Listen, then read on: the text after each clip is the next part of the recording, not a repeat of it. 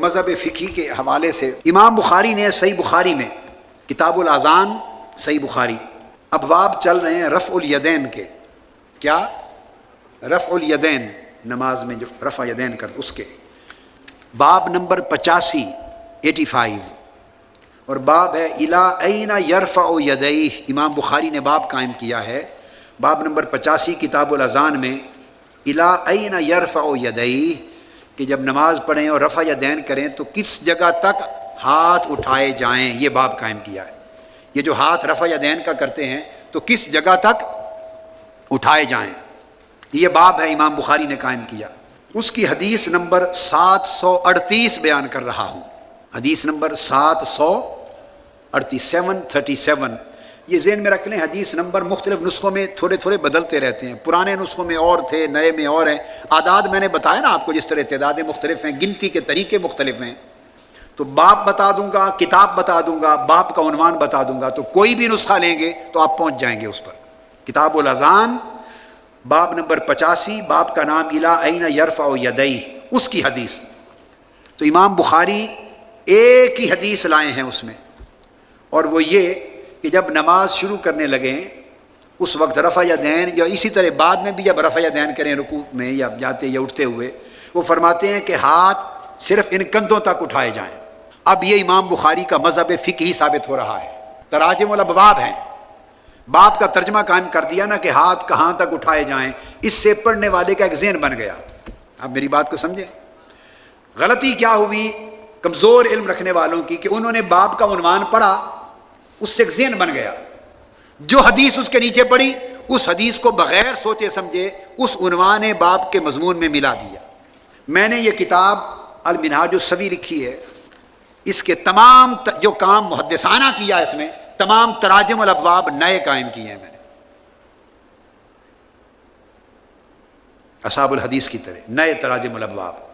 آپ سمجھ جائیں گے جب پوری گفتگو ختم ہوگی، آپ کو سمجھ آ جائے گی کہ حکمت کیا ہے.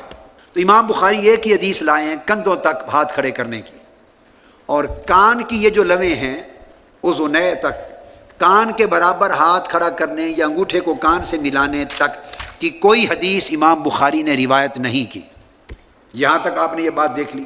نمبر 1، نہ تو رفع یدین نہ کرنے کی کوئی حدیث بھی نہیں لائے. نقطہ سمجھیں. بعض لوگ آپ سے کہیں گے احناف حنفی رفع یدین نہیں کرتے، ہم پہلی بار کرتے ہیں افتتاح میں تکبیر اولیٰ، بعد میں رفع یدین نہیں کرتے. بعض اہل علم اور بعض احباب کہیں گے کہ آپ رفع یدین نہیں کرتے، اور رفع یدین ترک کرنے یا نہ کرنے کی تو کوئی حدیث بخاری میں نہیں ہے. یہ اعتراض ہے نا.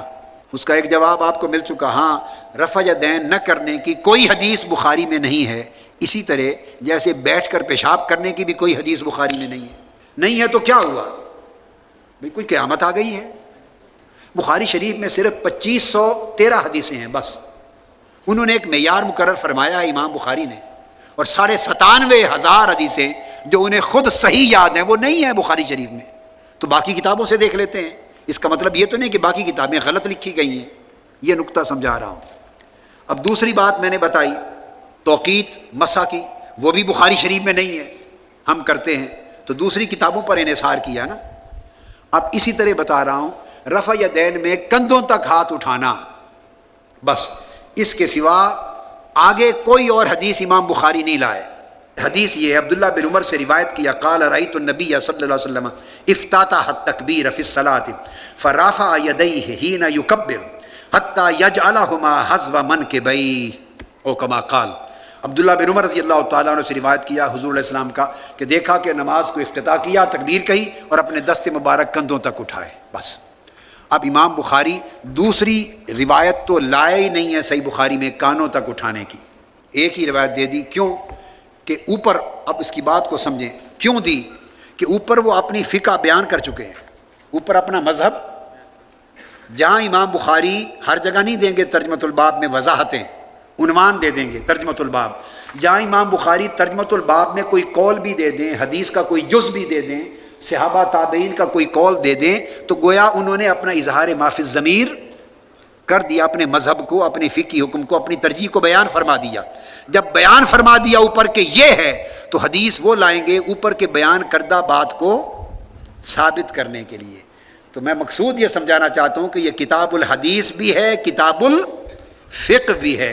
اس فرق کو سمجھے بغیر اگر بخاری پڑھیں گے تو مغالطہ پیدا ہوگا، سمجھ کے پڑھیں گے تو مغالطے دور ہو جائیں گے. سب سے پہلے نئی ویڈیوز کو حاصل کرنے کے لیے شیخ الاسلام ڈاکٹر محمد طاہر القادری کے آفیشیل یوٹیوب چینل کو سبسکرائب کریں اور بیل آئیکن کلک کریں.